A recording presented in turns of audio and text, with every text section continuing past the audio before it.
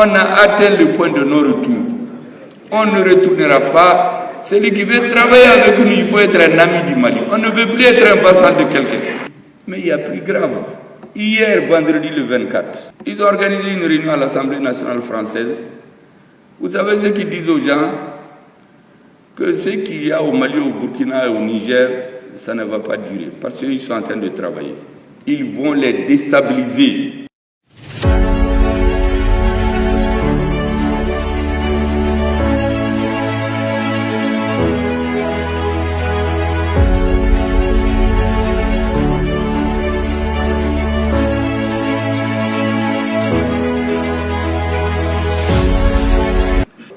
La lutte contre le terrorisme,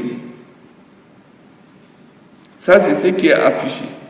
Mais en dessous, ils aident les terroristes. Ce sont eux qui les équipent et les arment. Notre ministre des Affaires étrangères a voulu donner les preuves à l'ONU des pays qui ont vocation à maintenir la sécurité internationale et la paix dans le monde. Si un d'entre eux se trouve partisan des terroristes et des vendeurs de drogue, un pays africain veut le prouver. On lui dit non, il faut donner tes preuves dans la presse. Mais nous ne sommes pas là pour faire des communications, des conférences de presse seulement. Nous sommes là pour donner les preuves. Si jamais on avait laissé notre ministre des Affaires étrangères exposer ses preuves, toute l'Afrique allait se révolter le même jour. Mais les militaires ont dit aux politiciens, là, attention, hein, c'est vous qui nous avez mis en mission, donc débrouillez-vous pour que ça ne sorte pas. Donc ce n'est pas sorti. On a continué. Lutte contre le terrorisme. Je vous assure qu'au Mali, au Burkina, au Niger, si les militaires au pouvoir avaient décidé de continuer comme par le passé, ils allaient faire le temps qu'ils veulent au pouvoir. Personne ne dira rien. Derrière des exemples. Pourquoi il y a cette histoire de deux points, des mesures? Dans un pays, on fait conférence de défense à Paris. Dans un autre pays, Paris suit avec attention ce qui se passe dans ce pays. Mais ça, c'est quoi ça? Mais nous, on est capable de lire tout ce qui se fait dans nos pays. Et vous aurez écouté il y a quelques semaines un rapport du gouvernement français, des autorités françaises, pour déterminer une nouvelle coopération avec l'Afrique. C'est tellement bien quand ils les écoutent, les défauts. Mais ça, c'est la même chose, c'est le discours. Est-ce que vous savez qu'en dessous, ils sont en train de chercher à déstabiliser nos pays?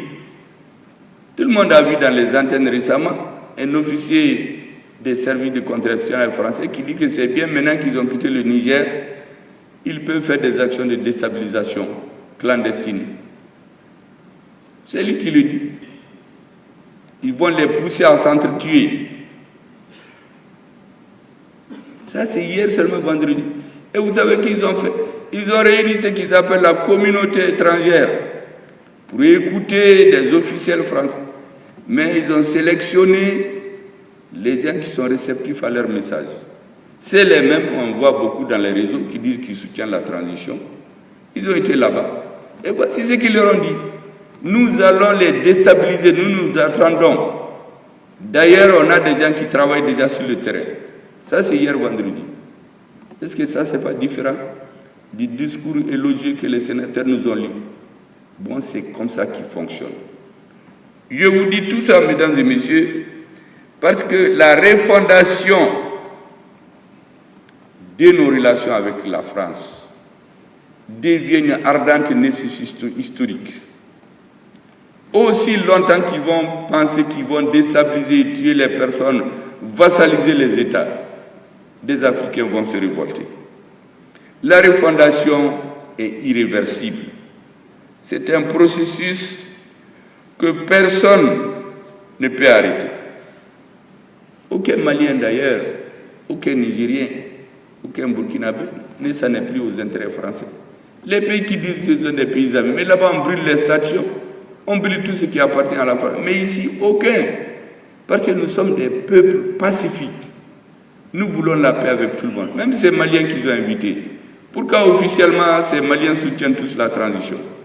C'est la volonté du peuple malien. Donc, mesdames et messieurs, j'ai fait ce long développement pour conscientiser les uns et les autres. Nous avons une population aujourd'hui de près de 80 millions avec notre diaspora. Une population de 80 millions, c'est une force de frappe. Les grandes puissances européennes, elles ont entre 50 et 80 millions. Nous avons une superficie de près de 2 800 000 km², avec des richesses immenses.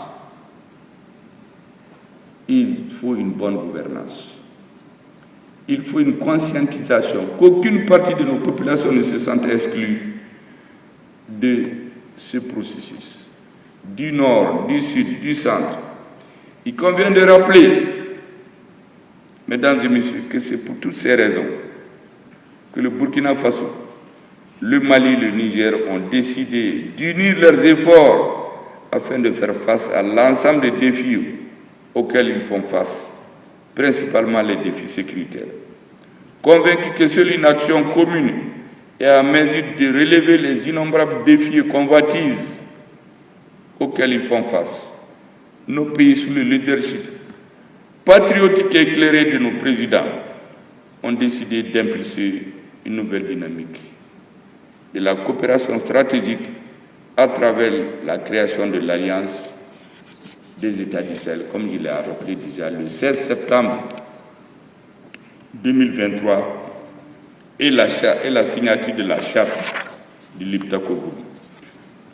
La création de l'AES est donc guidée par l'esprit de fraternité, de solidarité agissante et d'amitié, le plein exercice de notre souveraineté nationale et internationale, la défense de l'unité et de l'intégrité de nos territoires respectifs et la lutte contre les menaces multiformes.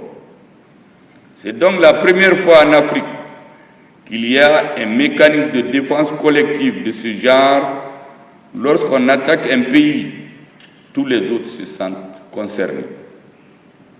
En outre, toute atteinte à la souveraineté et à l'intégrité du territoire d'une ou plusieurs parties contractantes sera considérée comme une agression contre les autres pays et engagera un devoir d'assistance et de secours de toutes les parties, de manière individuelle et collective, y compris l'emploi de la force armée, pour rétablir et assurer la sécurité au sein de l'espace ouvert à l'Afrique.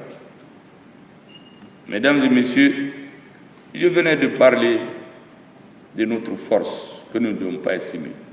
Près de 80 millions de citoyens, près de 2 800 000 km². C'est une force que nous devons mettre en valeur. Tout ce que nos populations demandent, c'est que ces richesses, ces forces soient mises au service du peuple et que notre peuple puisse s'épanouir pour toujours comme tous les autres. Conscient des enjeux stratégiques inhérents à leur réalité et caractéristiques socio-économiques communes et en partie liées à leur enclavement, les pays de l'Alliance envisagent une synergie d'action pour une meilleure transformation de leur économie.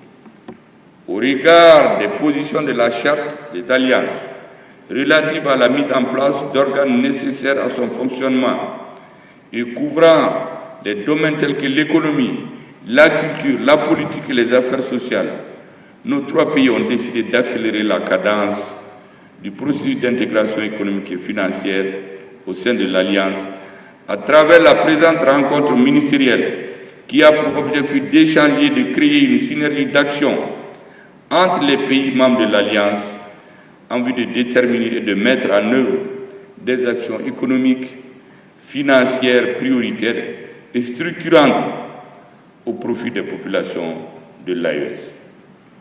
Mesdames et messieurs, vous avez vu hier, jeudi, avant-hier, disons le jeudi 23, nous avons vu une sorte de chassé-croisé à Bamako.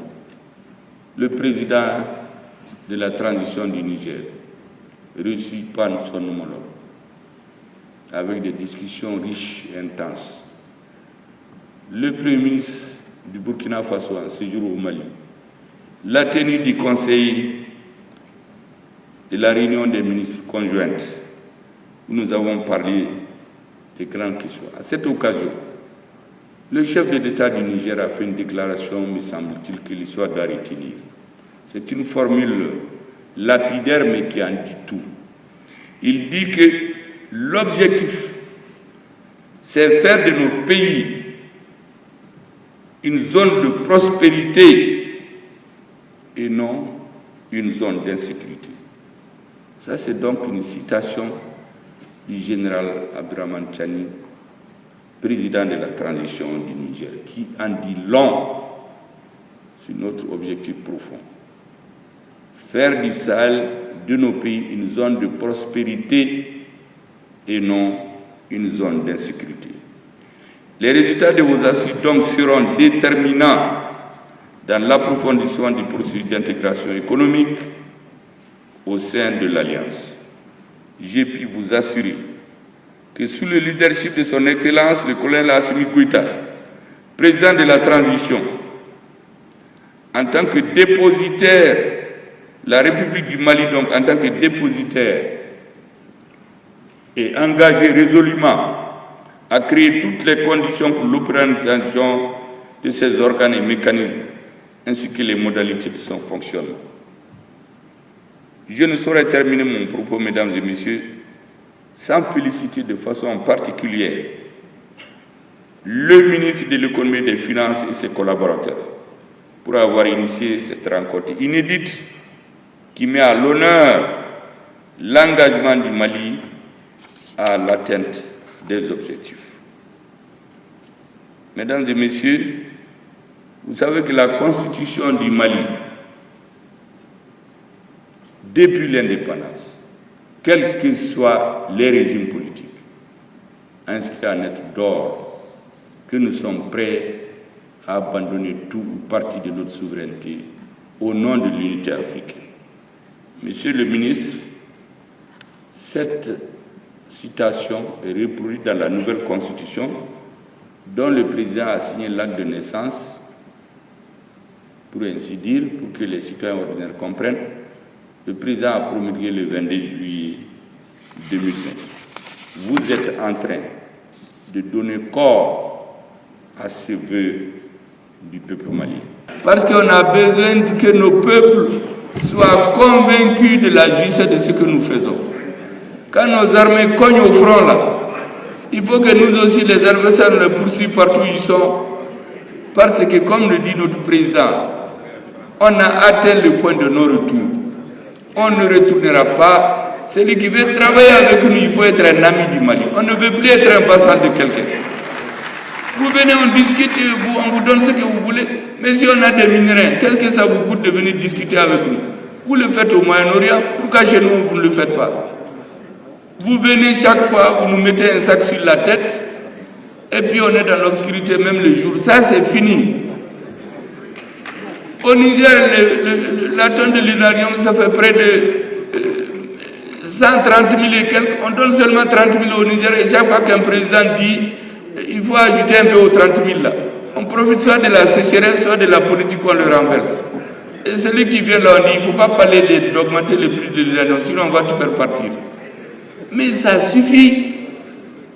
On n'en veut plus. Merci bien.